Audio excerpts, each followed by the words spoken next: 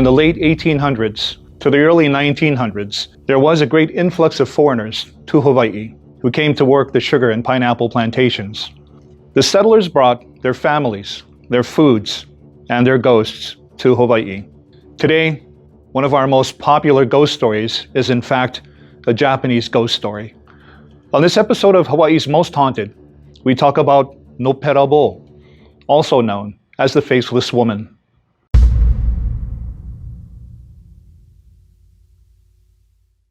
Beyond the cool waters and trade winds of our idealistic paradise is the thin veil that separates our world from the place where the shadows talk back. Welcome to Hawaii's Most Haunted.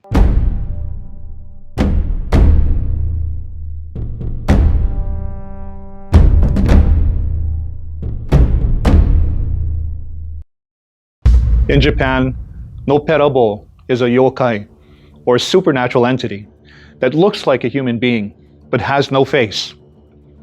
Known for frightening the living, the faceless ghosts are usually harmless otherwise.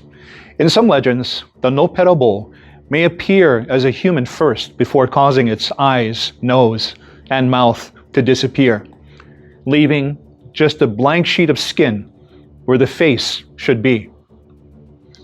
The faceless ghost has been seen at the Waiakea Villa in Hilo, an intermediate school in Kailua, and Oanalua School campus. In May of 1959, children at a school in Pololo told their parents about an old man and a faceless woman. The rumors spread quickly, and parents called the police and the local newspaper to report the stories. Of course, the principal stated that the stories were exaggerated by the children and asked for the parents to help dispel the rumor. 4 days later, an editorial appeared in a newspaper column describing the sightings at Wailai Drive-In Theater in Kaimuki. According to one version, a girl went into the restroom around midnight to put on fresh lipstick. In the mirror, she saw a figure behind her with half a body, long hair, and no face.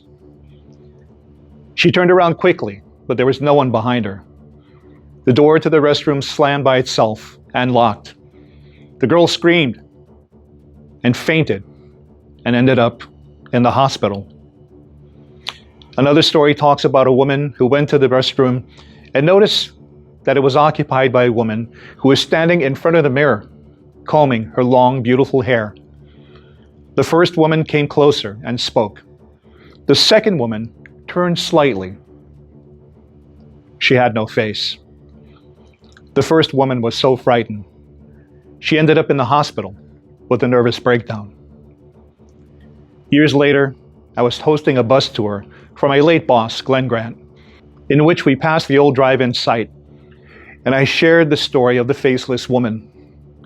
After the tour, an older Japanese lady pulled me aside and said that the story of the faceless woman is actually about her friend.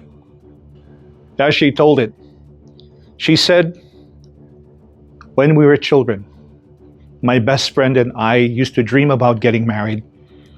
We talked about how our weddings would be and what we would wear. As we got older, we stopped hanging out so much and eventually lost contact. I saw her one day when we were both adults. She had 3 grown children and her husband had recently passed away. She was wearing a beautiful and expensive white summer yukata in Honolulu. I asked her why she was dressed that way, and she said, 'Because I can.' And you know can." That was the last I spoke to her. Later, I learned that she had spent all the money her husband left on extravagant things, and she was indebted to the Tanamoshi. Her children was disgusted and wanted nothing to do with her, and they all moved to the mainland. Late one night, we were woken up by this loud wailing sound. Ooh! My husband was so mad, he went to the window and yelled, "Urusai! Be quiet." But I told him, "Let it go." It was the ghost of my friend.